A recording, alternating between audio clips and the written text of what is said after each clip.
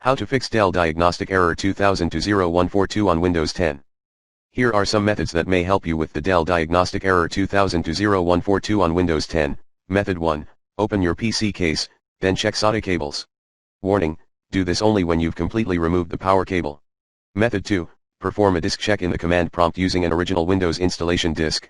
Click on Repair your computer on the Install Windows. Now, select Existing Operating System on System Recovery Options, then Command Prompt. To repair MBR, run this command chkdsk/f/r. Method 3, fix boot and rebuild BCD.